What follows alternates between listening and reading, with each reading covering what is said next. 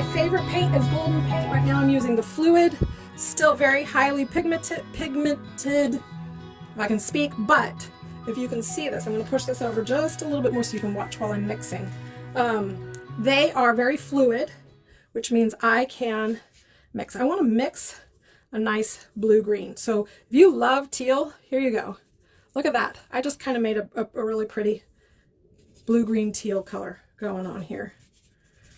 And I'm playing around with building some color on this, and we don't want all of that background to be painted over. And I'm going to put a little bit of paper underneath me. So paper under paper under paper. There we go. So then if it goes off, I'm going to make a nice light sky. Let's see. Are we doing landscape or florals? Probably florals, because that's always my favorite. But I am going to start working more and more on landscape. Maybe we will do landscape so I can show you. All right, so I've given you these beautiful light pale teal aqua colors. All that was a cyan with a little bit of yellow in it and some white, and next thing you know, it's like magic. And look, I'm holding that paintbrush all the way at the end because I want it loose and free. I'm not a detailed painter. I want to see what we can do to bring in some like depth to this by making, okay, you're gonna think this is crazy, but if you take, I don't know if you can see that, I'm just kind of going with this. If you take a nice bright green and you add just a dab of red, you will have a beautiful olive. Look at that olive green. Now, because I'm creating all of these different layers, and I do need them to dry, but now I'm going to come over here and make this dirty. Yes, I call it dirty because I'm leaving my brush dirty. I'm making a dirty peachy color, and these muted colors are going to look gorgeous against the look at that, beautiful neutral colors. The neutral colors make the bright colors pop. So I always like to do that. Oh, if you want to have fun, scribble on your work. That's just the back of this. So I'm playing. And that's what I love about these first layers.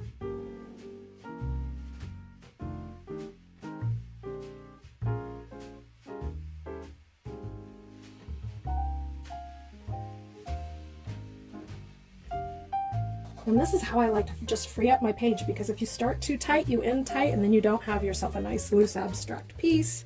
And I like to keep it loose. Even if I have something that you can recognize, I want these marks. So that's how I start. I'm kind of a wacko when it comes to all of this. People are always like, you end up covering it up. Why do you do that? Well, the truth of the matter is that it's a part of my process.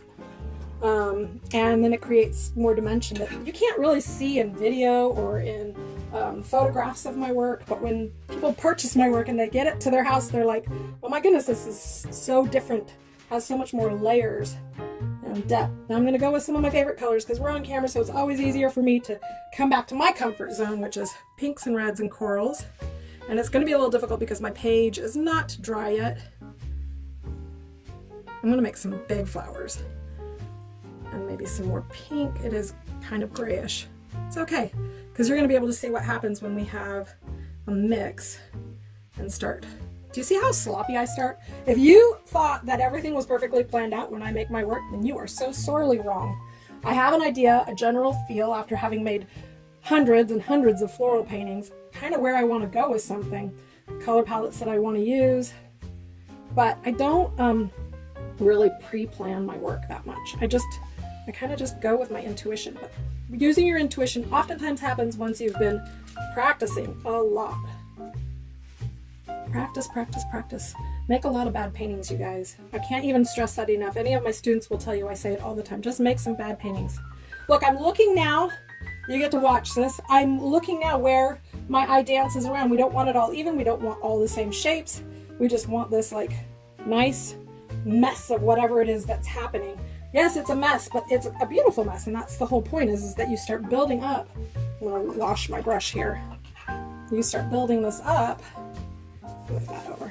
I wanted you to be able to see me as I mix, but mix it up, and it's going to start building these layers, and I just go by intuition. What feels like a flower? Do I know what kind of flower this is? Nah. I couldn't tell you. Sometimes people are like, oh, those are great peonies, and I'm like, well, that's a peony. I love flowers, but I don't know my flowers, right? But what I'm doing is I'm making the feel of a wild garden, and that's all that really matters to me, is to get that feeling down. And so now we've made all these marks. That does really need to dry, but and look, little marks, big marks. I can switch out my brush. I can make littler details. Sometimes I love to just use the back of my brush.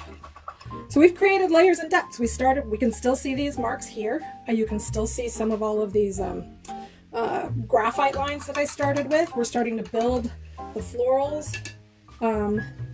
And I'd love to finish this right now, but I feel like it's gonna be a challenge because it's not quite dry. So maybe what I can do, a lot of times what I'll do is work on many pieces at once. In fact, that's probably why I have about 200 unfinished paintings, because I'm like, oh, let's start another one. So I'm gonna come in here and we're gonna work a little bit on these darker greens. And I don't want my green to be totally like, you know, Christmas green. So I love it when there's a little bit of red mixed in. Probably gonna need a little more yellow. And then I'm gonna get myself a little more earthy color. And I'm gonna just get in here and make some marks to kind of fill this in. I want a little darker. I'm not looking for perfection at all. I just want it to be interesting. In fact, I might want a little bit more dark over here. I love making mud. This is why sometimes I wash my brush and sometimes I don't. Because once we start like letting some of these colors blend together, and one of the reasons why it's harmonious is because I've only limited myself to these 3 colors. So I don't know how to explain it, but it helped. It really, really, really helps. All right, that was very dark, but I don't mind. I think it's going to be interesting. In fact, while it's still wet, and this is a little trick, while it's still wet, you can draw through it, and it's just going to give it like this weird, cool, you know, I like to use that word weird. I love weird. It gives it a different dimension that just gives it so much more interest. And I'm looking to kind of create this wild, crazy, I'm coming in with my oil pastels. And what's cool is I'm going to keep building up these layers. It goes through the ugly teenager phase, you know, that 12 and 13-year-old phase where your face is bigger than your body is ready for you. Sometimes that's our artwork too, and you're like, oh crap, I've messed it all up. I never really think that. I'm like, okay, well, what can we do to save it? So I'm gonna let it dry for a bit there, and it's starting to get all these weird marks and depth. I'm gonna come back in with this really pretty blue-green, and I'm gonna layer a little bit more. Don't be afraid of the ugly stage. It just means that you're progressing. And if you mess it all up, so what? Paint more on top of it or throw it out and start again. I've thrown out paintings, I burn them sometimes, paint over them. But I wanted to get some green happening here because I want it to feel like a jungle by the time we're done, like this really overgrown garden.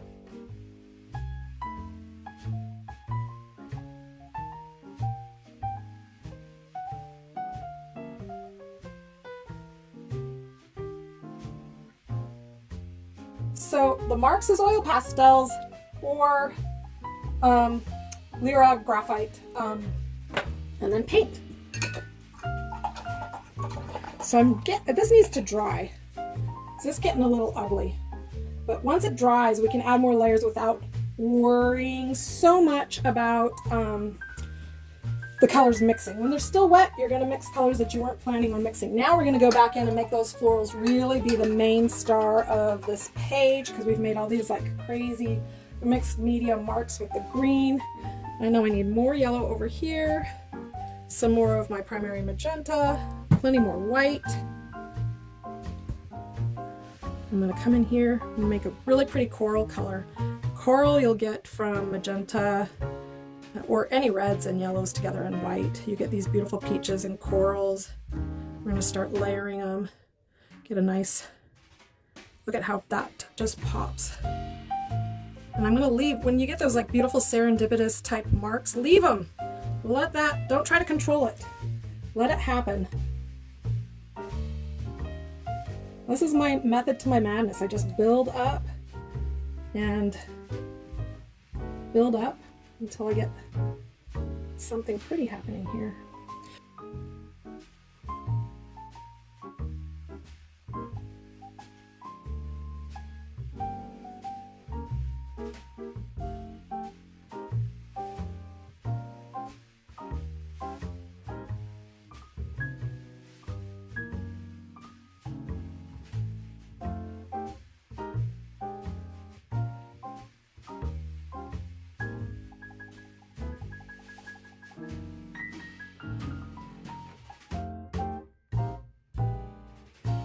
Okay, I love some of the layers that are starting to happen here, but what I need is value to push it. So we do have some value happening here, really dark and really light.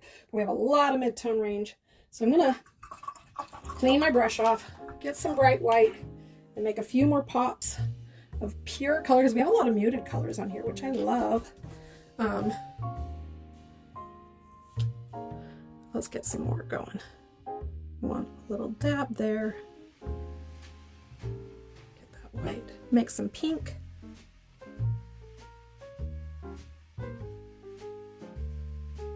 You're probably saying, where did the pink go? It's all the way off the side. I've made all these different mixes, so now I'm getting these really pretty bright pink pops of color. And I'm going to come back in just a minute here and add in oil pastel, and then you're going to see how it just transforms the whole thing. And I let my eye dance around, like, where does it need a mark? We don't want it even, because if we start making all these little marks here all over, then we're going to have something too even, and we don't ever want our work to look even. We want it to have variation. Variation is key. So I think I'm liking where this is getting to. Still holding my brush way down here so that I can just make little marks. And I think I'm getting to the point where I really like what's happening here. I love that there's like this gap happening there. I don't really want to fill it in, but I want you to still know that this is a flower. A little more red, magenta, whatever we want to call it. And I'm going to say, I'm going to get out my oil pastels now and see. I think it really needs to dry all the way. I can come in with some of the green, and now that the green areas are dry, you're going to get more interesting layers to add on top of what we've already done. So our little green garden is growing.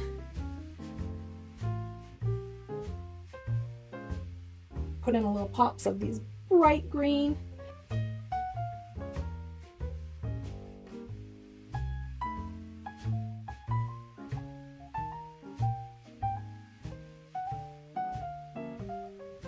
There we go. So I'm getting all of these like layers happening.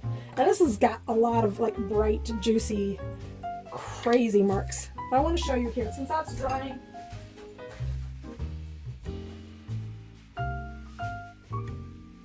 We need to let that dry. And I'm going to just show you how you can take something like this. Is a little less frenetic, but it still has all these lovely colors. And I'm going to show you how we're going to, one more time, how the oil pastels is going to transform and give all these lovely marks. This is a completely dry piece. And I'm using colors that are similar to the color that's the acrylic so that it's not too contradictory to itself, if that makes sense. And that's just giving me like a beautiful like blended look. You can be more specific than me and actually draw in your leaves or whatever it is you want to do, but I like to just give it a feel of the garden. Do you like where that's going? There's a nice pink, like a dark pink. Let your intuition play. Don't be too perfect with it, or it's going to look like you tried to control it. You actually don't want that. I want it to like have a feeling of, I love this. Just have a feeling of floral. Look at how pretty it is when it pops that. It's kind of like a lilac color.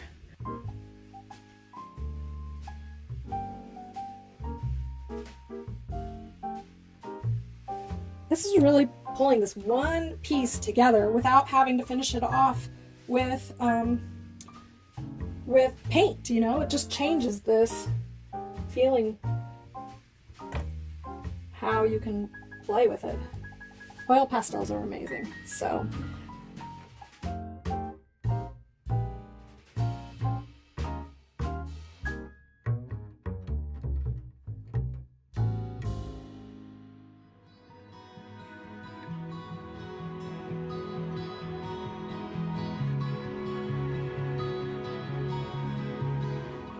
you guys love it?